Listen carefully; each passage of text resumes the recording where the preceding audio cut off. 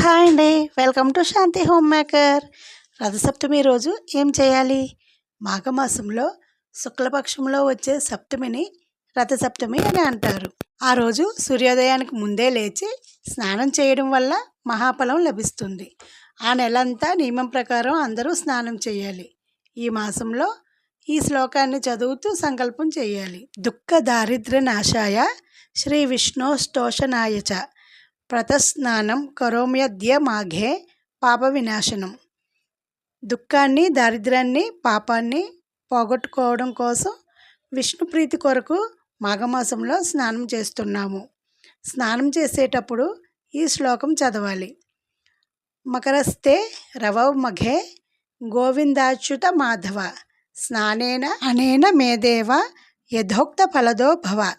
ఓ గోవింద, అచ్యుత, మాధవ. మకర రాశిలో సూర్యుడు ఉండగా ఈ స్నానానికి తగిన ఫలం ఇప్పించు అనే ప్రార్థన ఉంటుంది. స్నానం చేసిన తర్వాత దోసిల నిండా నీళ్ళు తీసుకొని ఈ శ్లోకం చెబుతూ సూర్యుడికి అర్ఘ్యం ఇవ్వాలి. సవిత్రే ప్రసవిత్రే చ ప్రందామ జలేమమ త్వత్తేజప పరిభష్టం పాపం యాతు సహస్రద. ఓ సూర్య భగవాన్, నీ తేజస్సు చేత పాపం 1000 విధాలుగా చీలిపోవుగాక. రథసప్తమి నాడు యద్యత్ జన్మకృతం పాపం మయా సప్తమ జన్మసు తన్మే రోగం చ శోకం మాకరీహంతు సప్తమి. ఏతజ్జన్మకృతం పాపం యచ్చజ్జన్మాంతరార్జితం మనోవాక్యయజం యచ్చ జ్ఞాతా జ్ఞాతం చ యత్సువః ఇతి విధం పాపం స్నానేనస్తు సప్తికే సప్తవ్యాధి సమాయుక్తం హరమాకరి సప్తమి. ఓ మకర రాశిలో ఉన్న సప్తమి ఈ జన్మలో 7 జన్మలలో చేసిన పాపాన్ని పోగొట్టు. రోగాన్ని, శోకాన్ని లేకుండా చేయి. తెలిసి కానీ తెలియక కానీ చేసిన పాపాన్ని మనస్సు, వాక్కు, శరీరం ద్వారా చేస్తున్న పాపాలను పోగొట్టును. రథసప్తమి రోజు ఉదయమే జిల్లేడాకు, రేగిపండు తలపై పెట్టుకొని స్నానం చేయడం ఆచారం.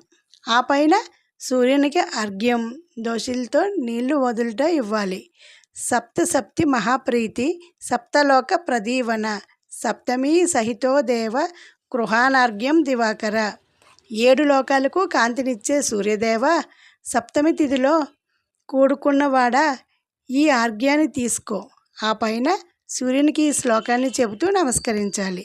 జననీ సర్వలోకానాం సప్తమి సప్తసప్తికే సప్తవ్యాహృతికే దేవి నమస్తే సూర్యమండలం.